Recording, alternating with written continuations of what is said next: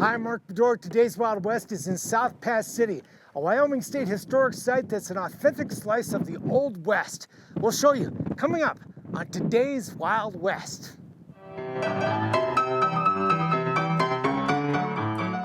The old-time saloon piano plays again in South Pass City, just like it did more than 150 years ago.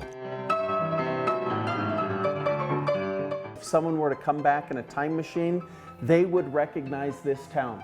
Now a Wyoming State Historic Site, the Wild West mining town is home to 24 authentic buildings, including 3 saloons, with lots of fascinating artifacts.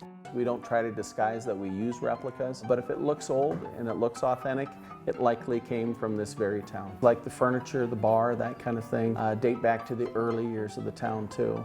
There were 14 saloons here, where a few customers probably spent a night or two at the original Sweetwater County Jail. Not a place you'd want to stay. Yes, that's what a real jail was like. And some folks are just willing to put it right back into use again today. After the boom went bust, it became a schoolhouse. Yes, yep. The town sprung up after gold was discovered in 1867. This is the place, and there's mine workings as small as this that are in upwards of 90 feet deep historically. At its peak, 2,000 people lived here in the remote Wind River Mountains at an elevation of 8,000 feet, 35 miles south of present-day Lander, Wyoming. And the site is just 8 miles north of the famous South Pass of the Oregon Trail, where you can still see the ruts of the wagon trains that carried 500,000 pioneers west in the 1800s. Back in 1869, South Pass City was the second biggest town in Wyoming territory. But the gold strike that triggered the boom soon went bust. And it wasn't long before South Pass City was as deserted as it is today.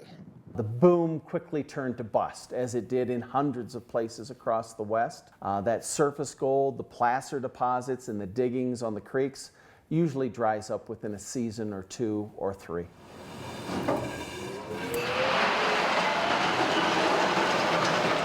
But thanks to new mining technology, South Pass City boomed again in the 1890s. They invented this in Colorado in the 1890s, and it revolutionized mining because instead of throwing away your tailing after your first crushing, you could recirculate it over another piece of equipment and produce a concentrate again. You could tour the hard rock mining operation that in today's dollars produced nearly $300 million worth of gold. And I usually start with a bunch of ominous type warnings about abandoned mine sites. The underground mine went bust again, then boomed again in the 1920s and again in the 1940s, before finally shutting down for good in the early 50s, leaving behind the last generation of equipment, much of it operable. So now everybody in the mine knows level 3 has called, and then they signal what they want. If you want to come up, one more, hoist me up. And those golf ball sized pieces slide down the chute, they drop into a bucket elevator. Wyoming State Parks offers guided tours in the summer. I mean, this is great. People don't know what they're missing if they haven't had a chance to take this tour and see how gold was really mined here. Yes, it was. After the tour, you can wander the historic town. If you're looking for the Old West, South Pass City is the real deal. And it really represents an authentic situation. This is not a reconstruction from the ground up. People are looking at 20 historic structures on their original locations. Esther Morris, a justice of the peace known as America's first female public official, lived here. And there are homes in town that look just like they did back in the day, thanks to generous donations from relatives of the families who once lived here. That's a family piece, too. South Pass City is living history. Still use that stove? Oh, yes. You know, they'll be baking cookies in here next weekend.